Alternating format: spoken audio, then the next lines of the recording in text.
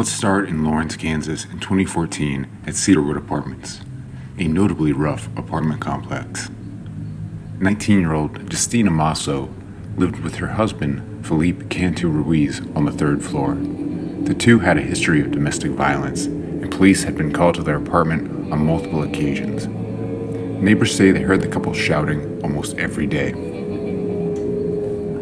Their fights were fueled by Felipe's excessive drinking. It was a toxic marriage filled with infidelity. Felipe was very controlling. He was constantly harassing her and spying on her. She had cheated on him multiple times. Their marriage troubles were escalating in the weeks leading up to Justina's death. Justina had a boyfriend she was seeing on a regular basis named Fernando Martinez. She'd also had previous affairs with other men. In 1 week prior to her death, she was seen kissing an unidentified man near Felipe's apartment complex. Felipe was also unfaithful. He had been messaging with ex-girlfriends in Mexico, trying to get them to come to the United States because he was unhappy in his marriage with Justina. And just hours before Justina's death, Felipe sent a text message to a woman saying, "I am a widower."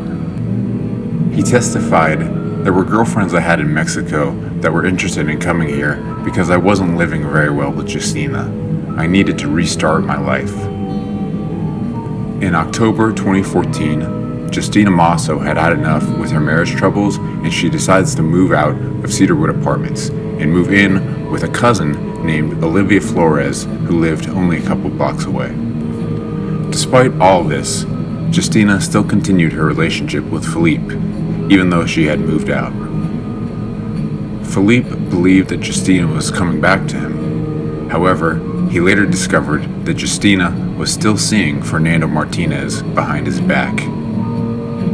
Prior to her death, Justina told Felipe that she believed she was pregnant with another man's baby. Felipe was livid and told Justina that he would never forgive her. So how does Rontarus Washington tie into this case? Rontarus lived in the same apartment complex that Felipe and Justina used to share before she moved out. They lived down the hall from each other, on the third floor. At the time, Rontarus was only 18 years old and had just moved to Kansas from Mississippi with his girlfriend. On Halloween 2014, a prostitute approaches Cedarwood Apartments and invites both Felipe Cantu Ruiz and Rontarus Washington for a drink. The three of them go to Felipe's apartment. At one point, Rontarus gets up to use the restroom and the toilet does not flush. It is not a well-maintained building, so Rontarus lifts the toilet lid to manually flush it. When he walks out of the bathroom, he sees Felipe Cantu Ruiz and the prostitute engaging in a sexual act, and Rontarus immediately leaves the apartment. Then roughly 1 week later, in the early morning hours of November 7th, 2014, Felipe Cantu Ruiz calls Justina's cell phone, but Justina's boyfriend, Fernando Martinez, answers. Felipe became enraged, and he stayed up drinking until 4:30 in the morning. He sent a litany of angry messages to her. "I saw you. You slept with your lover. Fuck you, motherfucker. Stay with your fucking dude. I'm just fed up with you. I'm tired of your whoring around. I've hurt myself having to forgive you time and time again. I will never forgive you for this one." Felipe does not show up to work that day because he was too hungover. That afternoon, Felipe decided to spontaneously leave town and move to Manhattan, Kansas, because he wanted a fresh start. Felipe starts calling friends to request a ride out of town. Around the same time that day, Justina Mosso needed to grab some chairs from the old apartment that she used to share with Felipe. She walks over twice from her cousin's house, but she returns both times when she sees that Felipe's car is still in the parking lot. At 3 o'clock that afternoon, her cousin, Olivia Flores, arrives home from work. Justina tells her cousin that Felipe is moving to Manhattan and wants to say goodbye. Justina then leaves to walk back to Cedarwood Apartments for a third time, and before leaving, she tells her cousin, "If I don't come back, you come look for me." and that would be the last time that Olivia Flores would see Justina Mosso alive. Justina believed that Felipe had already left for Manhattan, but he was only at a nearby Mexican store called La Estrella. Felipe returns shortly after Justina arrives, and the two are seen having an argument in the parking lot of Cedarwood Apartments. Felipe claimed Justina tried to hit him, so he extended his arms out to keep her away. However, witnesses saw Felipe grab Justina by the shoulders and shake her. Felipe leaves when his friend picks him up to take him to Manhattan. Around 4 o'clock that afternoon, Felipe's neighbors arrive home and see Justina alone in the parking lot, talking on the phone. Phone records show that Justina tried to call both Felipe and Felipe's friend that gave him a ride.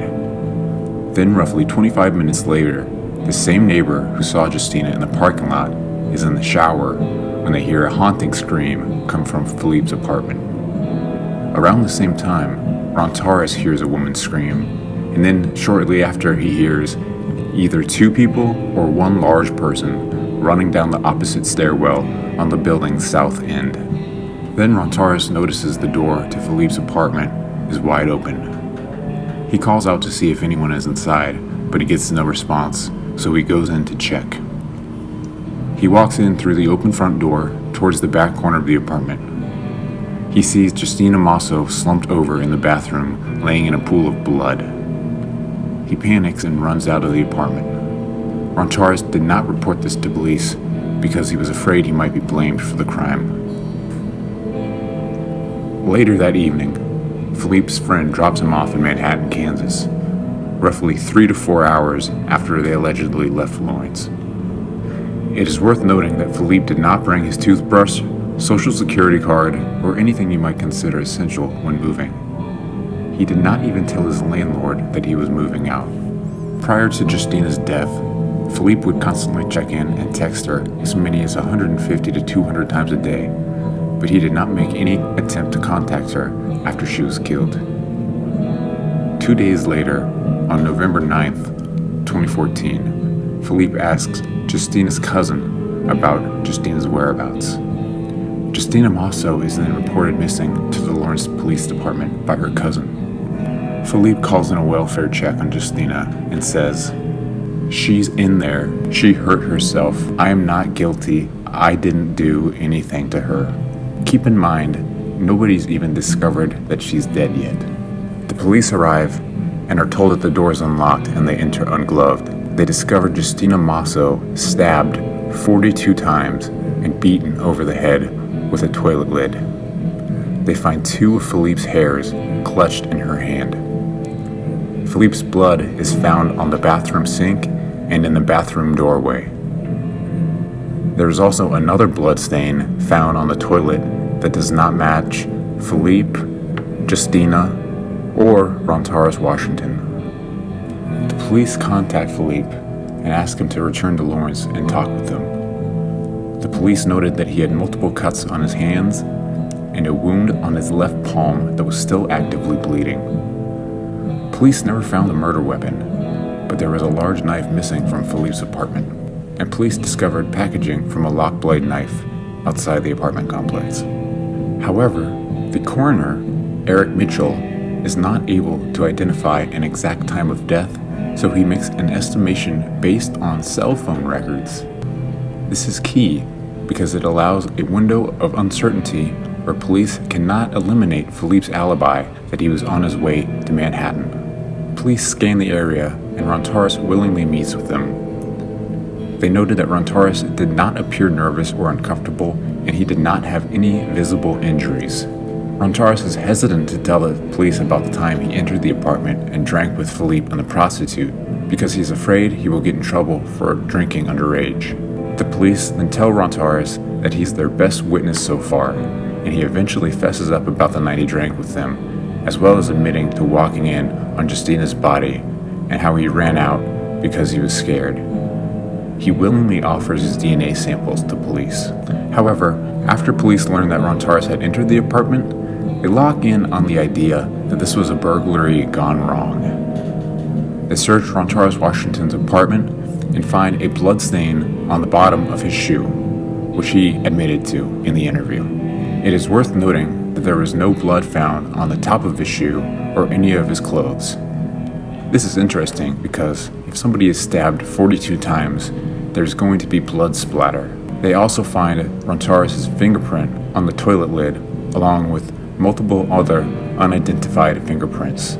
His fingerprints were consistent with lifting a toilet lid to try and flush it. The police did not check to see if the toilet was functioning. There were also multiple unidentified shoe prints found at the scene, besides Rontarus's, but police said they didn't have any clues to try to match them with.